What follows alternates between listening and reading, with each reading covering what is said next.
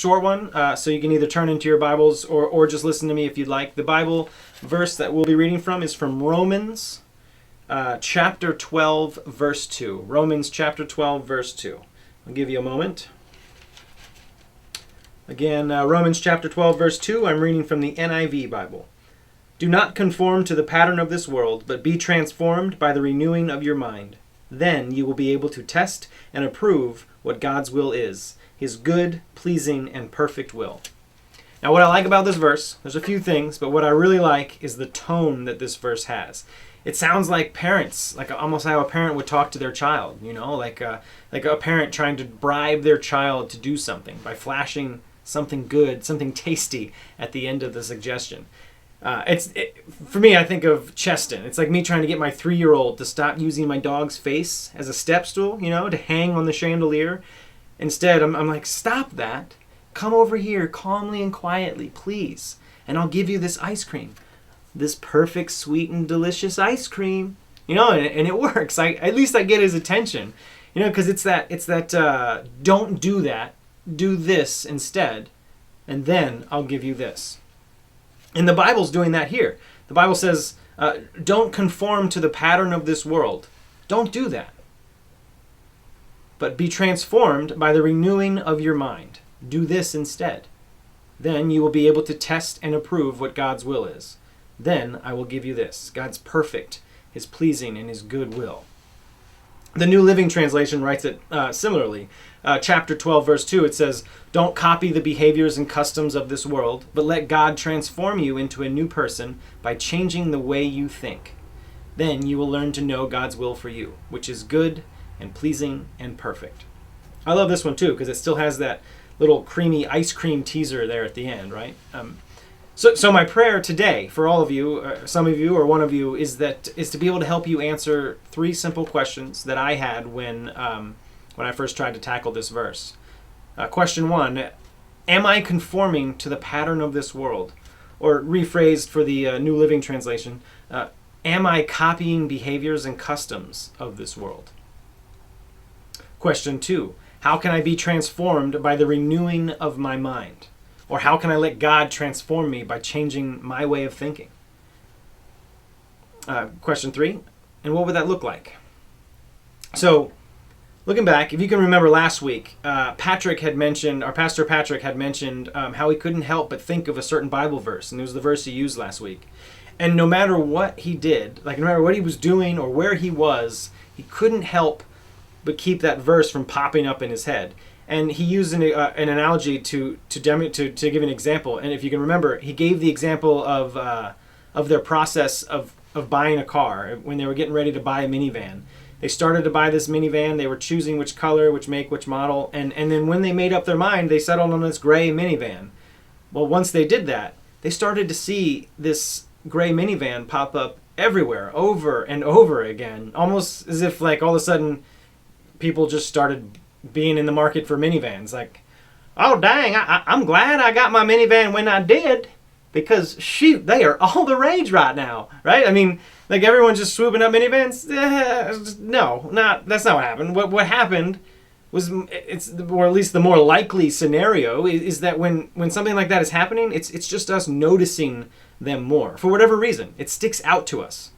And there's something that scientists have named this thing. Scientists have actually come up with a name for this. It's called the Bader-Meinhof phenomenon, also known as blue car syndrome. And for today's case, we'll call it the gray minivan syndrome. And not only have they named it, but they've also made known the system and the location in the brain that's responsible for this wild phenomenon. It's called the reticular activating system. Reticular activating system. And you might hear him refer to it as the RAS or the RA system. It's whichever one flows better in that moment. But the reticular activating system is located within the brainstem. And for those who don't have much neuroanatomy or anything, or physiology or anything like that, I'll put an image of it up right now. Here's an image of the brain. And here I've circled the brainstem, and the arrow is pointing to the reticular activating system. Now, the brainstem is the only path for all input stimulus to travel through your brain and get to your brain. And it has to pass through this reticular activating system. And all your sensory inputs, like your sight, anything you see, anything you hear, anything you touch, anything you taste, anything you smell, all of this, all of the inputs that your body gives has to be sent through the brainstem and travels up through the brainstem and passes through this reticular activating system. And this RAS, reticular activating system, this is the main filter for your brain. So it does so many more things, and it's super complex. But for the sake of the message today, I'm just going to focus on this one responsibility that it does have, and that is that it's a filter. So think about this, if you could. Imagine you were forced to be alerted to and made fully aware of like every single bit of information that you took in, like anything. Everything that your eyes scanned across, your brain made you aware of it. Every gnat or bug that's buzzing overhead, every single sound that your eardrum takes in, like anything that your eardrums vibrate to, your brain would make you aware of it. Can you imagine? Like that would make us go absolutely crazy. But thankfully, God took this into consideration when He created us.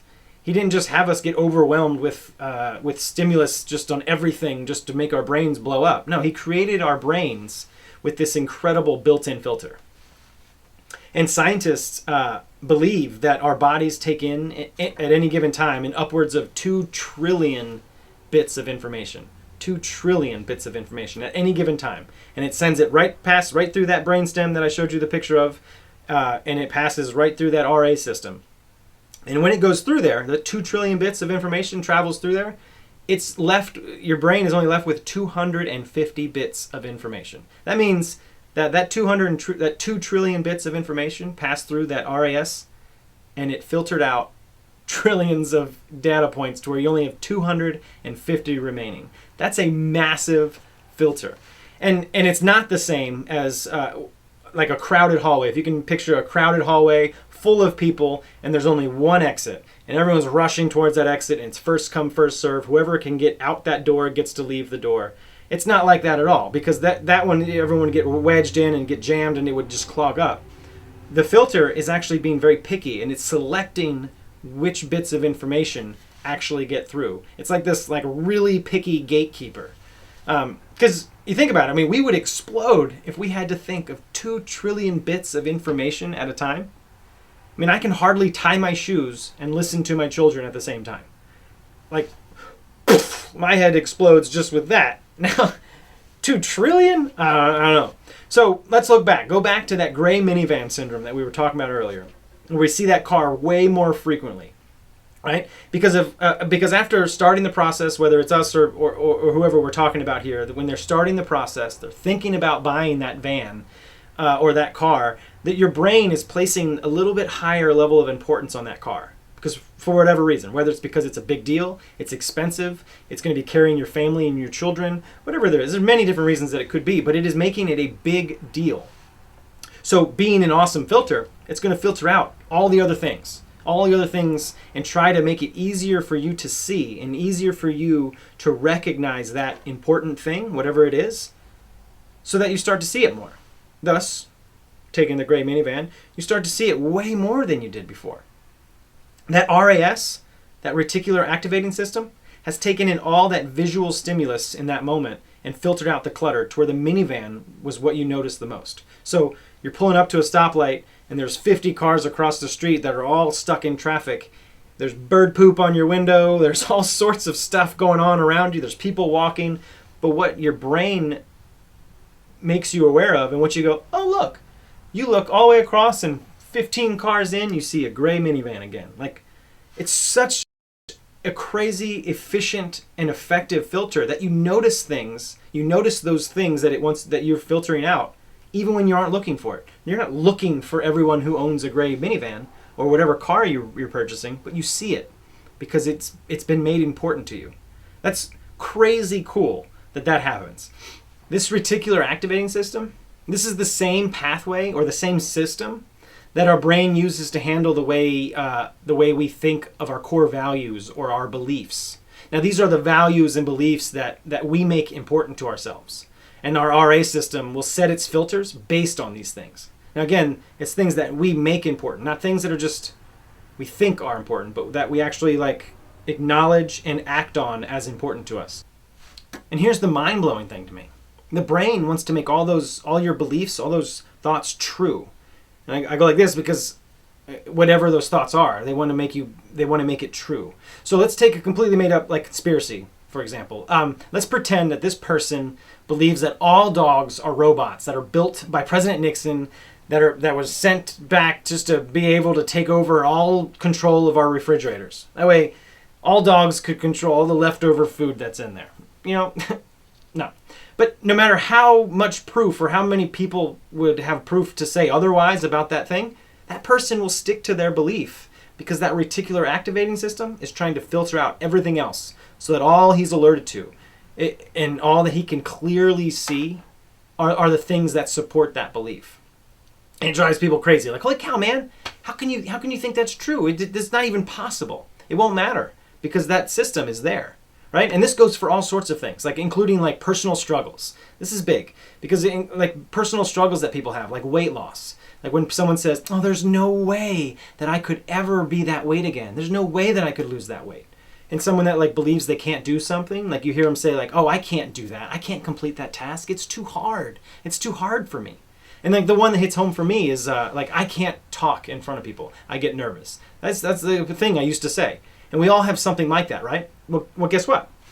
Since we're putting that level of importance and that level of significance into that type of thing, you can bet that reticular activating system has set your filter to keep that belief a true system. A true statement. It wants to make it a true statement.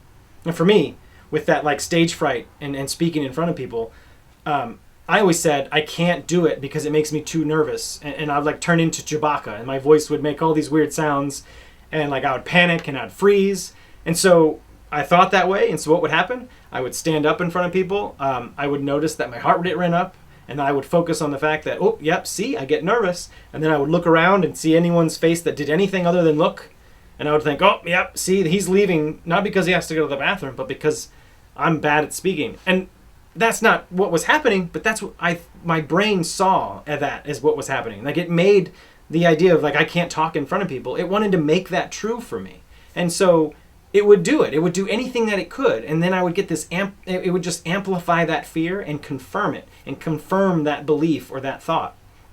It is like crazy cool because it shows just how powerful our thoughts can be.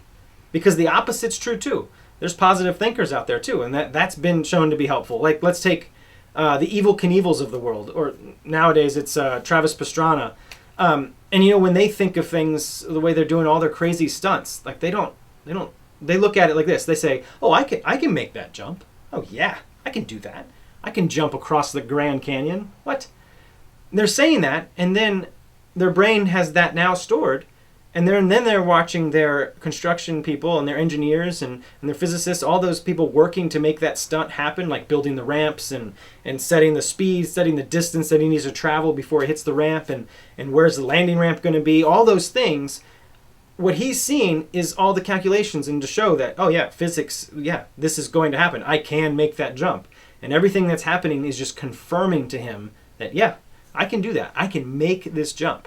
But let's pretend that same person, Travis Pastrana or all the Evil Knievels out there, if they change their thought process and let's say that they're about to jump over the Grand Canyon and he's sitting there thinking, well, there's no way I can make that. That's an impossible jump. That can't happen. Well, what's the brain going to do? The brain is going to set these filters. It's going to look at everything that's happening. It's going to disregard all the physics that's been put in, all the prep work, all the stuff that all these engineers are doing, and it's going to see things like the weather or the ramp's wood. The ramp is wood, and I'm in a car, and that wood can't support the car. No way can happen. And then I'm going to hit a bird in mid-flight. Like all these things are going to start to flood into his brain because he's saying, I can't do that, and the brain is going to make that true. That's crazy. Because what's cool here, what makes this so fascinating to me is that these filters, they're not automatically set. They're not something that's like pre-programmed to do the right thing or pre-programmed to do the wrong thing. No, it's this. this filter is relying on the choices and the decisions to alter and set these beliefs and values and build a filter based on that. That's what's so cool. So just because you know something should be important, it isn't enough, because you aren't actually making any decisions or any choices based on that important value or belief. So your RA system will just lower the importance of whatever that is over time, and it'll just fill it in with whatever it is that you're choosing to pay attention to at that time instead. Whatever worldly thing has your attention at that moment. And a good simple example of how this works is, let's take a Facebook algorithm, for example. When you're on Facebook and you're logging in just to see what's going on with like friends or family, right? And you log in and you just so happen to come across this adorable cat video. And it's on your screen. You're like, oh, I'm going to watch that. And so you click it and you watch this cat video and you're like, oh, that is so sweet. And so you press the like button. Well, guess what? You press that like button, you gave it attention. Now you're about to be flooded with a whole bunch more cat videos every time you log in. Or let's say you're scrolling through again and you come across this political post that you don't agree with, and you definitely don't agree with the stance that whoever this individual is, whatever they said, you don't agree with. So you open up that post, you click on the reply button, and you type in your comment, and you give your reply. Well, guess what?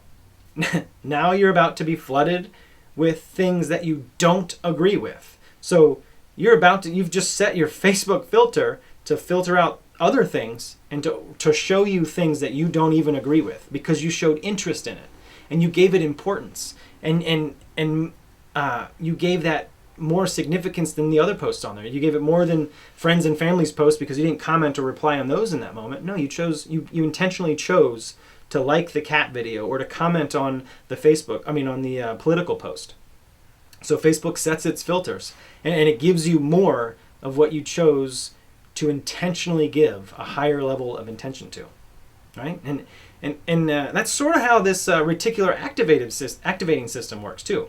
It's the same way it kind of filters it out. If you give something higher importance than something else, it will adapt and shift over time to accommodate you and make it easier to see whatever those things are moving forward. I mean, it is incredible.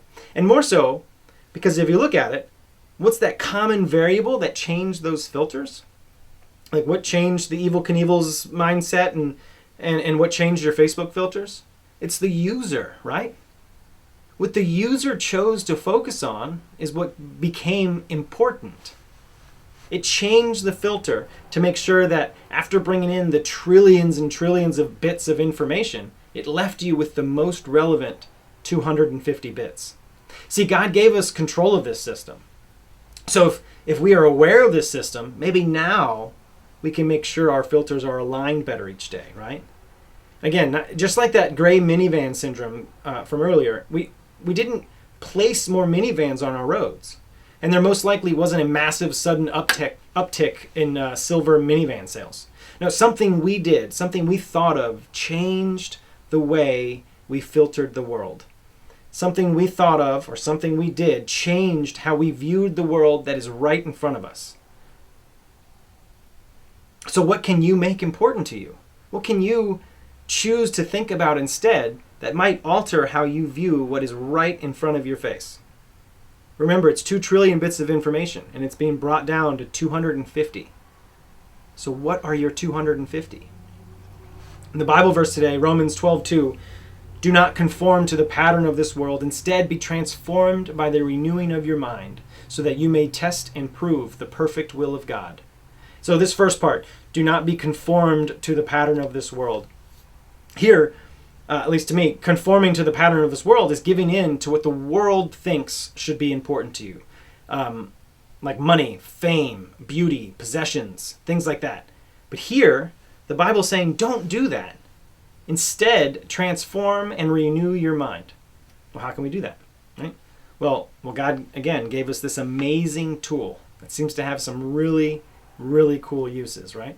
And maybe if we can intentionally set this tool, this filter, each morning and start with a new one each day, because we doesn't need to stay that way. We can pray to God and say, God, I believe. God, help me to set my filter so that I can see more of what you want me to see. Help me to renew my mind for you. I mean, you can phrase phrase that however you want. But it's the act of actually choosing to do it and then do it. So there's both. You have to choose to think about it and choose it and then do it. That gives it that importance, that makes it significant enough to change what it is that you let in. Again, like the minivan, or the blue car syndrome. You could buy any car you want, but it's the one you see is the one that you chose to act on. That one is the one that became more important, right? It's not just a random car. It's one that you thought about and made a choice to think about. So this isn't new. This isn't like something I'm finding out for the first time. This is an actual system in your brain that God designed back for Adam and Eve. In fact, like motivational speakers, personal coaches, addiction therapists, and many others have been using this type of practice to help break others away from their old ways of thinking and help them to think differently about something in order to achieve a goal. And that's the big thing there, is to think differently. It's nothing super crazy. You're literally just deciding to think about it differently. And this is a real thing in our brains that God intentionally put in there for us to use. So, looking back, okay, that last part of that verse. So you may test and approve what God's will is. His good, his pleasing and perfect will. So if we can change our way of thinking, instead of setting those filters on like social media or the news each morning or whatever stresses we can think about in the morning, like when we wake up, we're thinking about what we didn't do and what we have to do in the morning or in the day. Instead of that, if we can set our daily filters on God, intentionally making that choice to do that, well, over time, as we see more and more of what God is wanting us to see, what God is wanting us to feel, what he's wanting us to hear, and us to experience, those roots in that belief and that thought will dig deeper and deeper and deeper. And then we can begin to transform. And then we can test God's will. And as that little creamy ice cream teaser at the end of that verse says, his will is good and pleasing and perfect. So therefore, we will not be disappointed. Now let's close by looking back at those three questions. So ask yourself this. Am I conforming to the patterns of this world? And if you're like me, you have been. Right? I get sucked into that social media. I let my filters be affected by the things I see online. And so much so that I get so bothered by people's posts that I log in again later just to see if they're still posting the crazy things that are going to bother me. Like, I don't think that's a good pattern to get involved in, right? And I don't think I'm the only one. And I'm pretty sure that if that's what I'm focusing on, or if that's what we're focusing on, then I will miss out. I will miss out on what God is already trying to show me.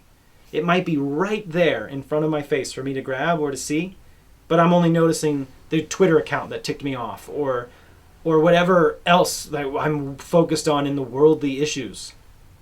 So, lastly, question 2 and 3 is how can I renew my mind and be transformed, and what would that look like? Well, again, God gave us this amazing brain, right? And he has told us what to do. We need to think differently. We need to ask and keep asking for God to help us reset our brain filters each morning. We need to start with a fresh, clean filter. Let's not use that dirty, nasty, old, clogged up air filter in our car and expect it to run smoothly, right? No, we got to put a new one in, be clean, it's our choice. We don't have to do that.